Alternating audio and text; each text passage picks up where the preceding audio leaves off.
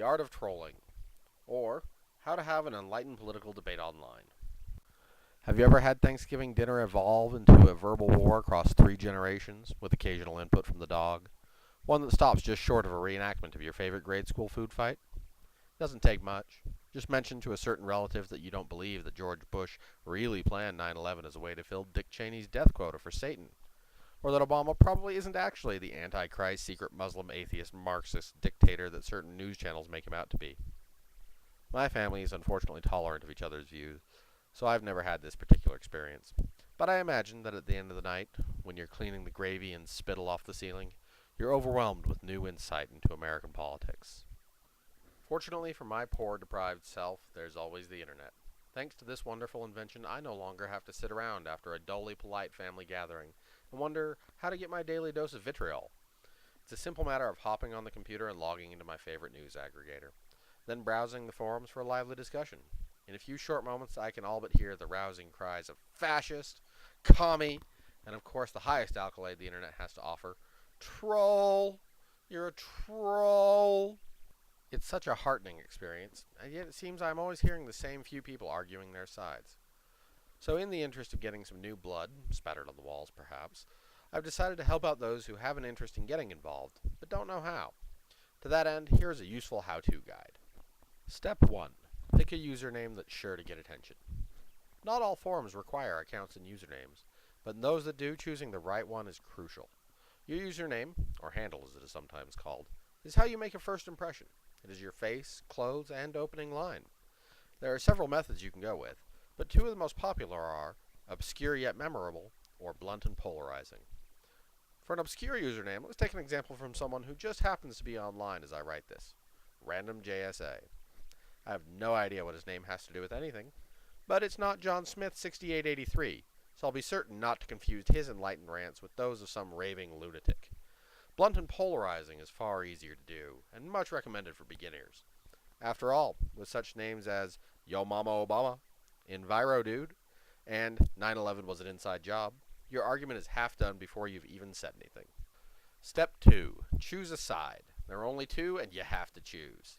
You may not be aware of this, but the fact is that there are only two sides online, left and right. The middle ground has been scorched clean by the fiery warring of the impassioned, so be sure to steer clear of it. Your only refuge is to pick a direction, lower your head, and run as far to the extremes as possible. Don't feel that you need to support a particular party, though. If you've run to the right, be sure to attack Democrats as demonic, fetus-hating socialists. But there's no reason to treat Republicans as anything more than corrupt capitulators who are allowing liberals to destroy the country. Conversely, if you've chosen the left, be sure to call Republicans greedy fascist zealots eager to sacrifice the poor to their wealthy gods. But Democrats can always be referred to as spineless losers, too corrupt and weak-willed to stand up for what's right. Attacking both parties will assure that you are seen as a nonpartisan voice of reason, thus earning you the trust of your virtual peers. Step 3. Formulating an argument. Use of straw men, ad hominem, and red herrings. Now that you've chosen an identity and a side, it's time to begin formulating an argument. Be sure to learn all the recent buzzwords and use them as often as possible. This shows that you are an informed and engaged citizen.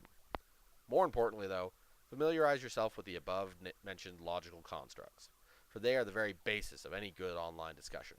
If an opponent's argument seems to be gaining traction with observers, misquote or misinterpret what they say, then tear their new argument to pieces. Doing so will establish you as a person of insight and intellect. If that doesn't work, attack their character. Insinuate the worst possible things about them and their sexual proclivities. After all, no one wants to be seen to agree with a child molester. And if all else fails, divert attention to some other, preferably terrifying subject. People won't care that you're wrong if they are distracted by their fear that terrorists may secretly be living in their own backyard. Step 4. Debating points. Ignore the facts, they just get in the way. There's really not much else to this step. Someone points out an inconvenient fact, especially if they have a citation to back it up. Deflect, divert, or ignore. There's nothing to be gained by addressing reality, because reality is gray, and politics are always black or white. If you find yourself having difficulty with this step, just repeat to yourself, facts are not my friends, and you'll do just fine. Step 5. Don't feel limited in forum, YouTube comments, and unrelated articles. A great deal of political discussion online occurs in the comments sections of news sites or in set political forums. Don't feel the need to restrict yourself to these limited options. Your opinions are important, damn it. They demand to be heard by anyone and everyone. That YouTube video your grandma sent you of kittens playing in the yarn basket? Perfect place to mention that Obama's birth certificate is an obvious forgery and that Kenya is undeniably a Muslim stronghold. In fact, you'll find that YouTube is an unparalleled location for spouting any political views you've mind to, with a diverse audience of rapt observers. And that article you found about how to make authentic Peruvian tamales could not possibly be more relevant to mention that Ann Coulter has obviously had a sex change operation. Step 6. Never retreat, never defend, rinse and repeat. Step 6 is arguably the most important on the list. No matter what, never apologize, admit that you're wrong, or stop spouting things that you've learned from chain emails.